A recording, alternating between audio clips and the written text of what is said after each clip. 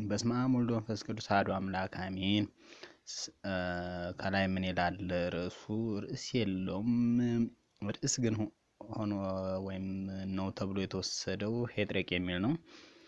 ስለ አንድ የተሰወረ ታቦት ለመጻፍ እሞክራለሁ። እኔ አምላኬን በማውቀው የሰው ልጅ በሚያውቀው ልክ ነው ብዬ ራሴን አላሳንስም አላሳድግም። በዚች ምድር ከማደንቃቸው አንዱና ዋናው አበው መነኮሳትን ነው። ምክንያቱም አበው መነኮሳት ያስቀመጡት ዛሬ ላለንበት የሃይማኖቱ ውድቀት መንስኤ ሊሆን አልቻለም። በጣም ከሚገርመኝና ከሚደንቀኝ የኢትዮጵያ ጳጳሳት ናቸው። በሕይወት ዘመኔ የኢትዮጵያን ታሪክ ሙሉ በሙሉ ባይሆንም ትንሽ እያነበብኩ ተረዳው።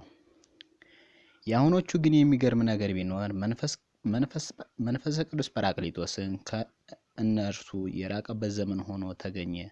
በዚህ የምትከፋ የሃይማኖቲቱ ተከታይ ትልቅ ይቅርታ ጠይቃለሁ። በአምላክህ ስትመረጥ ብዙ መከራዎችን ወደ አንተ ይመጣሉ። እነዚህ ግን የመቋቋም ትልቅ ፈተና ነው። እኔ ከእግዚአብሔር ጋር ባለኝ ግንኙነት አምላኬን አደራውን የሰጠኝ ገና በለጋነት እድሜ ነበር።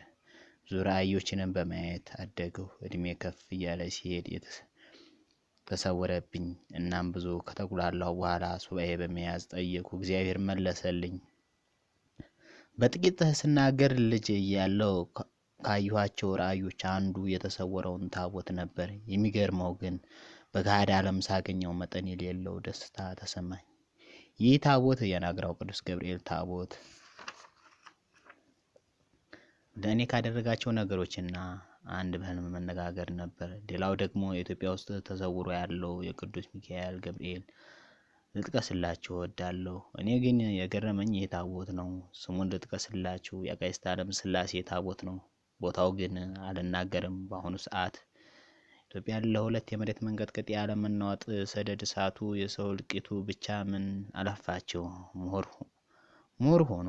እኔን ካስደመመኝ አንዱ ሀገር ኢትዮጵያ ለኦርቶዶክስ ሃይማኖት ተከታይ የተሰጠች ወደ ኋላ 2007 ዓ.ም መለስኳችሁ።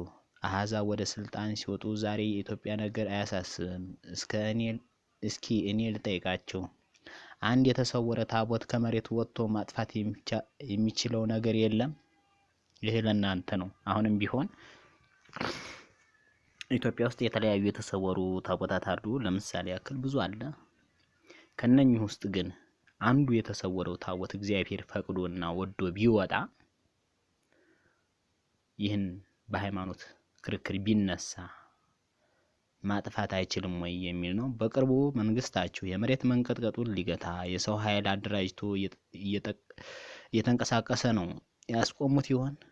ትንቢቶቹስ እየተፈጸሙ ነው? የኢትዮጵያውያን መጨረሻስ ምን ይሆን?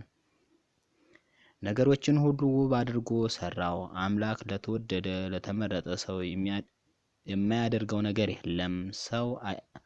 ሰውን አይተህ መንፈስ ቅዱስን አውቀዋለሁ ማለት አይቻልም። ምክንያቱም የሰው ልጅ ከኃጢአት ወጥቶ ስለማያውቅ ነው። እኔም እልሃለሁ አምላኬ ጥበብን ለገሰኝ። በፊቱ ለመቆም የማይቻለኝ ትንሹ ብላቴና ነኝ። በፊትም ሞገስን ባገኝ ተመኘው። ሚዛንህም እጅግ ረቂቅ ነው። አንተው ትፈርዳለህ፣ ሁሉ ይቻልሃልና።